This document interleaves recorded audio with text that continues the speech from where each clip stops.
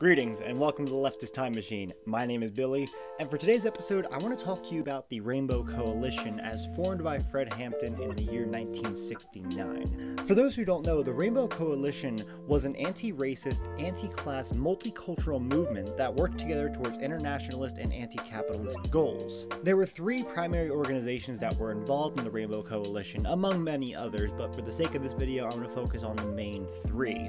Those being the Illinois chapter of the Black Panther Party, as run by Fred Hampton, the Young Patriots organization, which was run by William Fesperman, and the Young Lords, which was run by Jose Jimenez. Now, what makes this coalition particularly striking is the fact that among all the leftist organizations back in the late 60s, this was one of the first ones, if not the first one, to try to unify the general left, or rather at the time, the radical left, to unify them across racial lines. The Rainbow Coalition as a whole made it a goal of theirs to broker treaties and end crime and ease the tension between rival gangs in the area. The Rainbow Coalition set out to do this because they believed that Richard Daley and the Democratic Party machine used gang wars to consolidate their own political power and consistently fund law enforcement. This is because they often tried to over-dramatize the issue of crime in the area rather than address the underlying social issues that led to crime. With the common goal of supporting community members through free social programs, the Rainbow Coalition ended up serving upwards of 2,000 people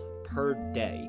This right here inspires me to my very core. It is my personal goal that if I can get a local organization put together where I live, I would like to provide at the very least free food for struggling families in the community. So essentially the makeup of this coalition, consisting of the Black Panther Party, the Young Patriots, and the Young Lords, they all represented different racial groups in the Chicago area. What I want to do is break down the origins of these three organizations, show you what they did for their individual communities, and how they strengthened each other when they united as one coalition.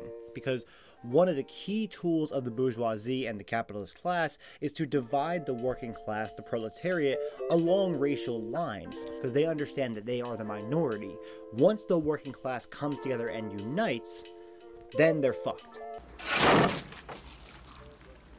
It is the belief of myself that once Fred Hampton set out to form the Rainbow Coalition and unite the working class across racial lines, that kind of signed his death warrant with the FBI. You see, for the most part, the FBI could handle a Black Panther leader by just throwing him in jail, vilifying him in the press, but once you start to cross outside your racial community, that's where the real threat becomes apparent to the capitalist class.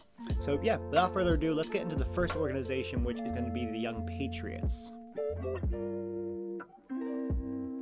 So the Young Patriots was an American leftist organization of mostly white Southerners based out of Chicago.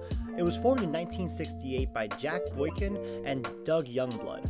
The primary focus of the organization was to support young white migrants from the Appalachia region who experienced extreme poverty and discrimination in the area. This particular group of white migrants had come from the southern regions of the United States in the late 19th century and the early 20th century. They faced constant discrimination and isolation from other white groups in Chicago. Because of this discrimination and isolation, they were particularly concentrated in the uptown area of Chicago.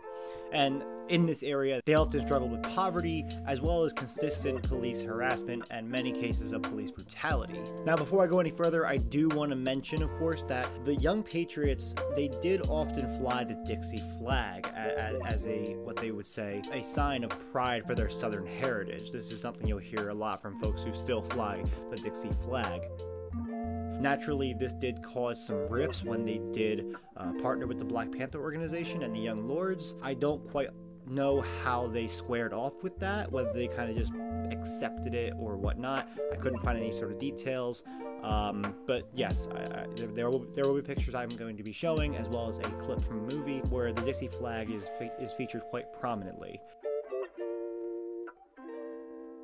A lot of people don't understand the Black Panther Party's relationship with white mother country radicals. A lot of people don't even understand that word that Elrich uses a lot. But what we're saying is that there are white people in the mother country that are for the same types of things that we are for stimulating revolution in the mother country. And we said that we'll work with anybody and form coalition with anybody that has revolution on their mind.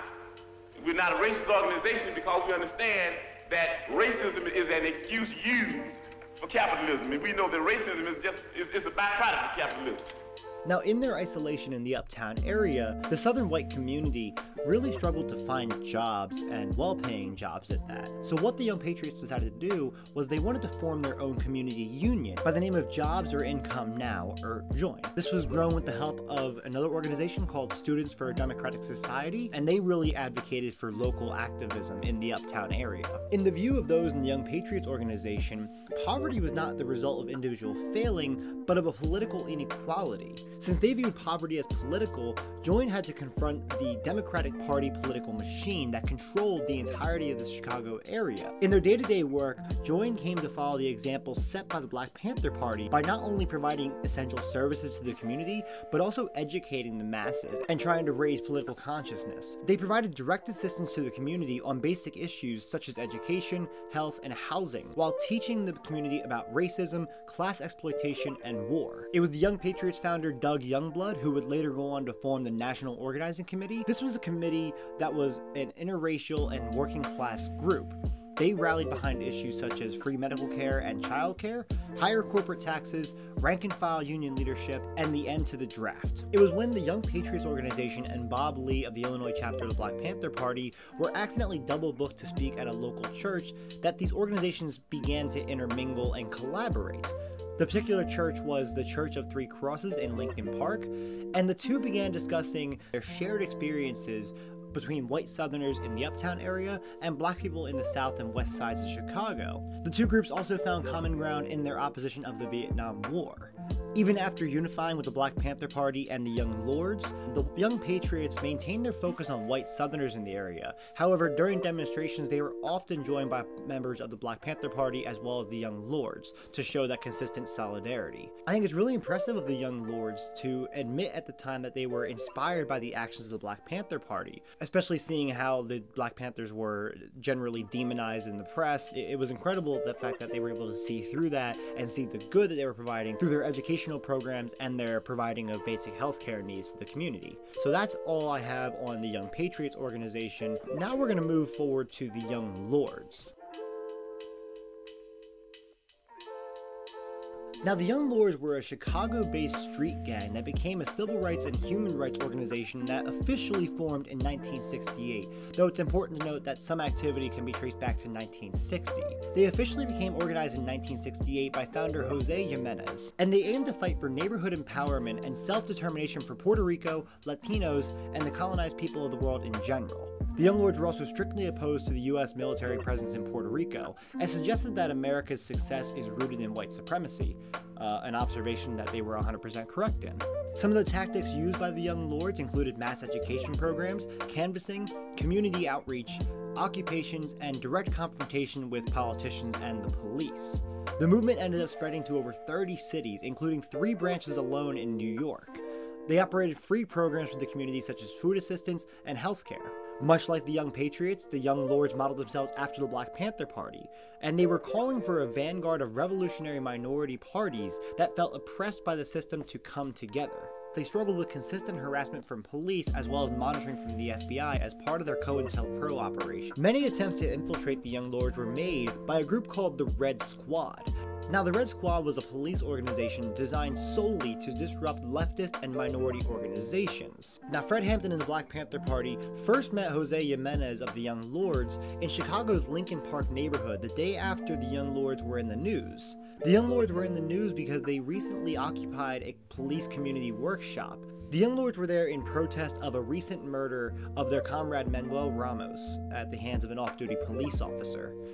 It was with the support of the Black Panther Party as well as the Young Patriots that the Young Lords seized control of the W. Clement Stone Academic Administration Building, and they renamed it temporarily to the Manuel Ramos Memorial Building. In response to police violence, cover-up attempts, as well as an overall lack of judicial transparency, the Rainbow Coalition and community members organized numerous protests as well as a funeral for Ramos that was attended by several hundred people.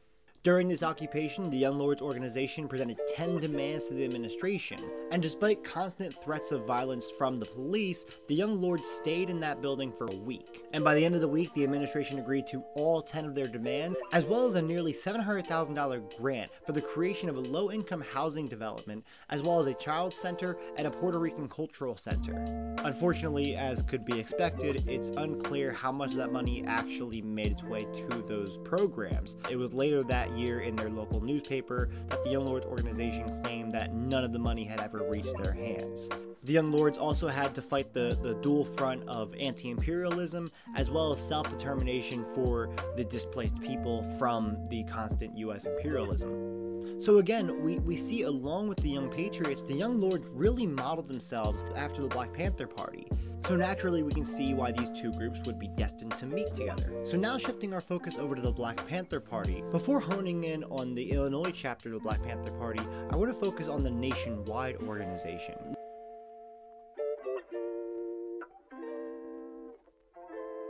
Now, the Black Panther Party as a whole was formed in 1966 in Oakland, California by Bobby Seale and Huey P. Newton. The core principles of the Black Panther Party included Black power and Black nationalism, as well as Marxism, Leninism, and Maoism. They also championed gun rights, womanism and feminism, as well as anti-imperialism and intercommunalism.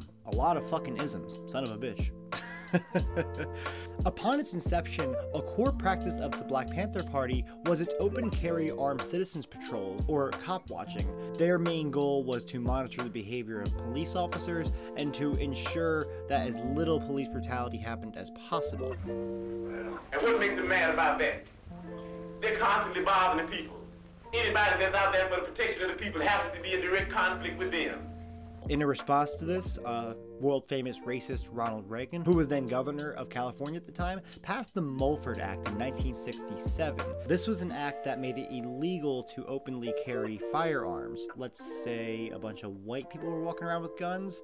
I really have a hard time believing that such an act would be passed. Let it be clear, this was a direct assault on the Second Amendment rights of an entire racial group of an area. It's also ironic given the fact that once Reagan became president of the United States in the 1980s, he was kind of a darling of the gun lobby itself, which further cements the fact that the passing of the Mulford Act was entirely racially motivated. Along with cop watching, a variety of community social programs became core activities of the Black Panther Party. The party instituted a free breakfast program for children, as well as community health clinics for education and treatment of a variety of diseases. Diseases such as sickle cell anemia, tuberculosis, and HIV and AIDS. The party advocated for a class struggle, with the party itself representing the proletarian vanguard party. In the early days, government persecution initially contributed to the party's growth, as killings and arrests of Black Panther Party members increased its support among the African American community and the broad political left. That's important to note because after a lot of its massive leadership would be diminished by the late 60s and early 70s, this political persecution ended up contributing to the decline of Black Panther membership. Party membership reached its peak in 1970, with offices in over 68 cities and thousands of members nationwide. After its peak, the party started to see a steady decline in membership over the following decade. As party leaders and members were vilified in the mainstream press and murdered by the pigs, public support began to wane, and the group became more and more isolated. FBI intrusion under COINTELPRO led to intense infighting and a general sense of mistrust among Panthers, as the possibility of informants and rats increased. Now to focus on the Chicago chapter. This chapter was started in 1968 by Fred Hampton and Bobby Rush, Hampton serving as the deputy chairman and Rush becoming the deputy minister of defense. This is Bobby Rush, the deputy minister of defense for the state of Illinois. Bad motherfucker. You can tell the way that Chairman Bobby Seale feels the way about Huey P. Newton. I feel the same way about Bobby Rush. We didn't start the Black Panther Party, but we do know this, that we are some bad motherfuckers. The Black Panther Party don't remain in the state of Illinois. You know, sometimes we get to talking and I go to court, and they say, well, Fred, I'll come back and Rush said, Fred, we got to keep you on the streets. You and Rush will go to court, he'll come back and I said, Rush, we got to keep you on the streets. And after we just went back and forth, we decided that we like each other so well, goddammit, we both gonna stay on the motherfucking street. Ain't nobody going Their primary focuses were the kids' breakfast programs and community medical clinic, with Fred Hampton becoming a prominent speaker and public figure at many protests and organizational rallies. When they got together, you used to do this Bobby Seale, yes, they got together with guns, and there's nothing wrong with that, because we need some guns. Black people need some peace. White people need some peace. And we are going to have to fight. We're going to have to struggle. We're going to have to struggle relentlessly to bring about some peace, because the people that we're asking for peace, they're a bunch of megalomaniac warmongers, and they don't even understand what peace means. And we've got to fight them. We've got to struggle with them to make them understand what peace means. It was in an attempt to bolster Black Panther membership, as well as gain widespread support among the community, that Fred Hampton sought to create a union of activists across racial lines in the Chicago area. And though under constant police surveillance, the Chicago chapter of the Black Panther Party remained active and maintained community programs until 1974. After the FBI had assassinated Fred Hampton, party membership and activity and general enthusiasm rapidly began to wane. So with the information I just presented to you, I want to dive a little deeper quickly into a quote from J. Edgar Hoover. Now the quote he said was in regards to the Black Panther Party, and he says, "The Black Panther Party, without question, represents the greatest threat to the internal security of the country." The reason I want you to think about this is, what was the real threat that the Black Panther Party presented to the United States? You see, this was an organization that at the core of its political ideology, they wanted to provide healthcare, housing, food, education, and security to the people of the United States and the world over. If that is a threat to the internal security of the United States, I really need to question, and I think we all do to a certain extent, we need to question the priorities of the United States government. What do they think is important if it's not the safety and well-being of the people? In schools across the nation, they're being taught to this day that the Black Panthers are the African-American equivalent to the Klan. A statement rife with bullshit in so very few words. You don't hear about the fucking Klan feeding children for free. You don't hear about the Klan building health clinics. You don't hear about that. The Klan doesn't do that. The Klan terrorizes people. The Klan burns crosses. The Klan lynches people. The Black Panther Party, they defend themselves against the murdering pigs. They feed babies. They provide health care. They help people with housing. They unite communities. That was, and still most likely is, a threat to the United States. So we must ask of our government, then and now, what are their priorities? If their priorities are not making sure that people are taken care of, then nothing else matters. So that's all I gotta say here, folks. I think it's impossible to not acknowledge the amount of good that the Rainbow Coalition was able to accomplish in their very short span of existence. Now, there are three pieces of media I want to direct your attention to that really inspired me to make this episode. The one is a little more entertaining, and obviously it's a motion picture, so the historical accuracy can be debated. But is this motion picture playing right in the back?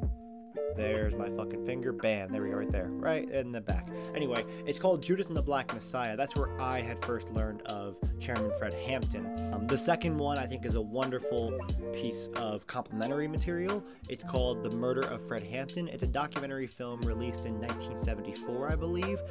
You can find it free to watch on Vimeo, but it's also streaming on HBO Max. I'll put a link in the description below. The third thing I want to show you guys is a book that I read that also greatly informed this episode here. It's called Hillbilly, Nationalists, Urban Race Rebels, and Black Power, subtitled Interracial Solidarity in the 1960s and 70s. It's beautiful. I'll drop a link in the description. Buy from any link you want to buy from. I don't give a fuck, but don't buy from Amazon. Don't do it. I fucking tell you guys, don't do it. Don't do it. Fuck Amazon. And actually, one other thing I forgot. And this book right here called The Assassination of Fred Hampton. This was written by Jeffrey Haas, who was one of the lawyers representing the Hampton family, as well as the family of Mark Clark, who was also slain on the same night as Fred Hampton. It really serves as a wonderful, I guess, epilogue to the Fred Hampton saga. And obviously, given the nature of this book, Fred Hampton does not play a very prominent role. In fact, he is only appearing in the first 70-ish pages, but nonetheless, it's a very fascinating read, and I highly recommend it. Once again, I'll drop a link down below. No Amazon.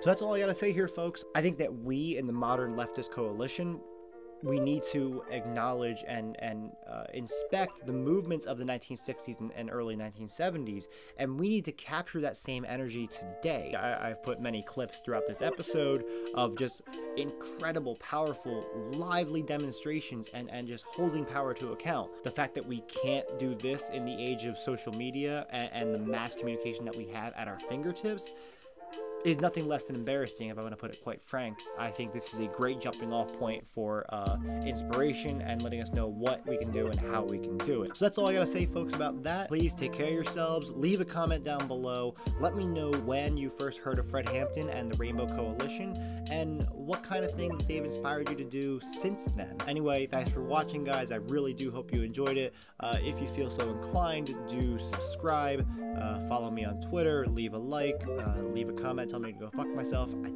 Whatever you want to do, man. Anyway, take care of yourselves out there, and I'll catch you on the next one. Peace.